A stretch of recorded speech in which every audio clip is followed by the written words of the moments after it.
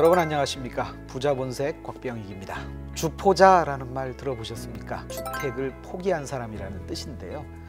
집값이 너무 비싸니까 내 인생에서 내 집 마련만 포기하면은 인생을 훨씬 풍요롭고 행복하게 살 수 있지 않겠느냐라는 주장이죠. 그런데 우리나라는 집이 없으면 불편한 점이 참 많지 않습니까? 2년에 한 번씩 전세금을 올려주거나 월세를 올려주거나 아니면 이사를 가야 되죠. 주거가 안정되지 않으면 아이들 키우기도 참 힘들겠죠. 그래서 오늘은 20대부터 시작하는 내 집 마련 대작전이라는 주제로 시작을 해보겠습니다. 한국공인중개사 협회의 정쾌호 교수 모셨습니다. 네, 어서 오십시오. 네, 안녕하십니까. 네, 우리나라는 1가구 1주택을 정책의 기본으로 삼고 있는 게 맞죠? 그렇죠. 네, 이 얘기는 다시 말씀드리면 1가구 1주택, 적어도 우리 집에 집이 한 채 있는 것까지는 국민의 권리이기도 하다는 얘기인데요. 근데 내 집 마련을 한꺼번에 어느 순간 확 할 수는 없으니까 한번 사회생활 처음 시작할 때 그때부터 시작을 해보자라는 뜻에서 오늘 준비를 했는데요. 근데 사실 이거 20대부터 내 집 마련을 준비한다는 거 좀 무리한 얘기 아닐까요? 사회생활을 처음 시작하는데 보통 20대 중후반, 30대 초반에 시작을 하죠. 그래서 사회초년생 때부터 목표를 가지고 준비해보자, 그런 뜻입니다. 일단 목표는 갔는데 너무 그렇게 인생을 크게 희생하지 않는 쪽으로 그렇게 좀 답을 알려주셨으면 좋겠습니다. 자, 대작전 어디서부터 시작할까요? 첫 번째가 관심과 목표죠. 관심이 있어야 되는 거죠. 네. 그다음에 목표를 또 가지셔야 되는 거고요. 하긴 관심이 있어야, 수학에 관심이 있어야 수학 공부를 잘할 테니까 내 집 마련, 내 집에 관심을 먼저 가져라 라는 얘기네요. 그렇죠. 관심을 가지기 위해서는 모델하우스를 자주 방문해라, 저는 그렇게 권하고 있습니다. 자, 모델하우스 가다 보면 이 정도의 집은 내가 마련해야 되겠다, 내 목표가 생기는 거죠. 네. 자, 그런 목표가 생기다 보면 우리 장기, 단기 계획을 세우게 되는 거고요. 내가 10년 내에 내 집 마련을 목표로 하겠다. 자, 그렇게 했을 때 세부적으로 어떻게 준비를 해야 될 것인가가 나타나게 되는 거죠. 장단기 계획이라고 하는데 결국 이 계획이라는 게 우리나라는 부동산 정책이 워낙 많이 바뀌지 않습니까? 그러면은 그 정책에 대한 관심이 좀 필요하겠네요. 그렇죠.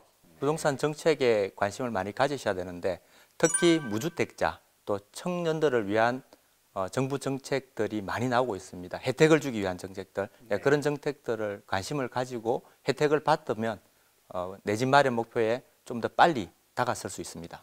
우리가 다주택자에 대해서는 여러 가지 규제 정책을 내놓는데 무주택자가 내 집을 마련하는 데는 오히려 권장하거나 도와주기 위한 정책들이 많다는 거네요. 그렇죠. 자, 근데 사실 부동산 정책이라는 게 지금까지 주로 뭐 나오면 일단 비난부터 하잖아요. 그거 잘 안 될 것이다, 이런 비난을 먼저 하는데 예외가 하나 있죠. 주택 청약저축에 대한 비난은 제가 들어본 적이 없는 것 같아요. 이거 꽤 좋은 정책이죠? 20대에서 또 젊은 층에서 주택을 구입할 수 있는 가장 빠르고 저렴하게 살 수 있는 그런 방법입니다. 자, 청약통장은 가입 조건이 없고요. 월 2만 원에서 50만 원 정도 가입이 가능하고요. 2만 원부터 가능합니다. 예, 2만 원부터 가능합니다. 자, 그리고 납입한 금액에 대해서 이자도 지급이 되죠. 네. 시중에 있는 금리보다 더 많이 나옵니다. 꽤 이자율도 좋기 때문에 반드시 나중에 청약을 안 하더라도 이게 이자 수익도 괜찮네요. 그렇죠. 거기에 관련돼서 저금을 한다거나 그런 방법으로도 같이 병행하실 수도 있습니다. 네. 자, 거기에 더불어서 청년 우대형 청약 통장이라는 게 있습니다. 청년 우대. 이제 만 19세부터 만 34세까지 연소득이 3천만 원 이하인 경우에는 청약 통장에 가입하게 되면 이자가 플러스 1.5%포인트 더 추가로 지급이 되고요. 이자소득 500만 원에 대해서 비과세 혜택, 또 일부 공제 혜택도 같이 주어집니다. 결국 지금 젊은이들도 좋지만 이 젊은 자녀를 둔 부모님들께서 이건 좀 알아두시는 게 좋겠습니다. 자녀들 불러서 내 집 마련 포기하지 말고 이런 거 시작해봐라라고 얘기를 하는데 바로 이 젊은이들을 위한 정책이 많이 있다는 거 한 번 더 짚어주셨으면 좋겠습니다. 그런데 이렇게 혼자 있을 때는 준비하면 되는데 이제 결혼을 해요. 뭔지 결혼하면 집이 이제 필요할 때가 되잖아요. 그 신혼부부들을 위한 정책은 좀 없을까요? 있습니다. 청약에 신혼부부 특별 공급이라는 게 있습니다. 혼인기간이 7년 이내인 신혼부부가 무주택자인 경우에 주택을 공급을 받을 수 있는 특별한 혜택이 있는 겁니다. 그래서 경쟁률도 치열하지 않기 때문에 좀 더 쉽게 당첨될 확률이 높습니다. 결혼해서 7년 동안. 네, 7년 동안 가능합니다. 7년 동안 그럼 거의 뭐 무제한으로 청약을 할 수가 있나요? 평생에 한 번 가능합니다. 아, 그러니까 당첨될 때까지는 계속 할 수 그렇죠. 있고 그 7년 안에 한 번 당첨이 되면 되네요. 그렇죠. 대부분 된다고 봐야 되겠네요. 당첨될 확률이 상당히 높습니다. 자, 그러면 만약에 결혼을 해서 7년 안에 당첨이 됐어요. 그런데 그 당첨이 됐다 그러면 결국 그 청약을 하기 위한 돈이 있어야 되는데요. 결국 부지런히 종잣돈을 마련을 해야 되겠네요. 보통 종잣돈이라 그러면 어느 정도 금액을 종잣돈이라고 봐야 될까요? 아파트 같은 경우에 2억 정도 아파트라면 한 50% 정도, 1억 정도의 돈은 이제 모아야 된다는 거죠. 보통 청약이 당첨이 되면 계약금 10%, 중도금 60%, 잔금 30%는 납부를 하게 되는데 계약금 10%는 당시에 준비가 되어 있어야 되는 거고요. 또 중도금 같은 경우에는 무이자나 후불제로 주로 많이 진행이 됩니다. 그래서 준공이 됐을 시점에 어느 정도 50% 돈이 있어야지 돈을 납입하고 나머지는 일부 대출도 가능하기 때문에 전체 사고자 하는 금액의 50% 정도는 마련하는 게 그게 종잣돈이라고 생각하시면 되겠습니다. 아, 종잣돈 이렇게 표현을 해서 저는 참 지금까지 막연했어요. 도대체 어느 정도가 종잣돈이냐. 만약에 1억 원짜리 집을 살 생각이면은 적어도 5천만 원 정도는 준비를 해야 내 집 마련에 도전할 수 있다라는 뜻이군요. 예. 종잣돈 만들기에 가장 권하고 싶은 방법은 어떤 게 있을까요?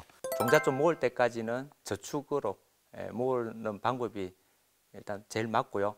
그 외에 그 젊은 분들이 그 월세 이런 데 또 많이 사시고 하는데 가능하면 월세 좀 저렴한 쪽으로 전월세 되는 쪽으로 하시는 게 좋습니다. 그 외에 또 정부 정책에 보면 행복주택 같은 것들이 있습니다. 좀 저렴하게 월세할 수 있는 그런 것도 한번 찾는 것도 방안이 될 수 있을 것입니다. 아, 이 가랑비에 옷 젖는다고 5만 원, 10만 원 차익이 이게 5년, 10년 지나게 되면 굉장히 큰 금액의 차이가 된다는 거죠. 그렇죠. 1만 원, 2만 원을 아끼다 보면 그게 몇 년이 지나면 몇 천만 원으로 통장에 찍히게 된다는 거죠. 그렇죠.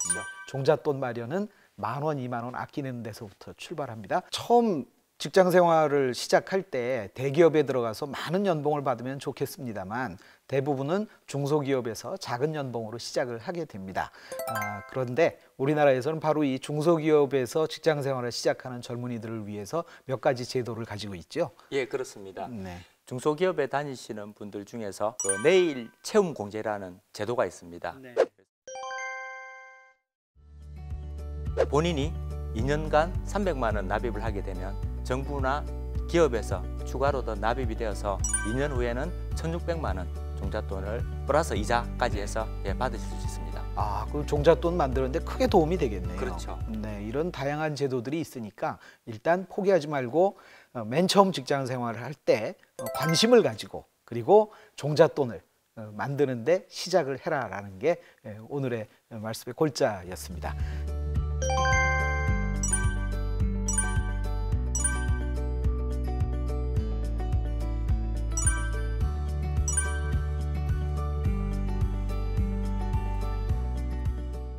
첫 번째 집을 마련한다는 것은 참 행복한 일입니다. 그러다 보니까 좀 들뜨게 되죠. 그리고 경험도 적게 돼서 물건을 보는 눈도 집을 보는 눈도 그렇게 밝지 않을 것 같습니다. 주변의 도움도 좀 많이 받고요. 냉정을 찾고 그러고 나서 10년 후를 내다보는 그런 노력이 필요할 것 같습니다. 네, 오늘 말씀 감사합니다.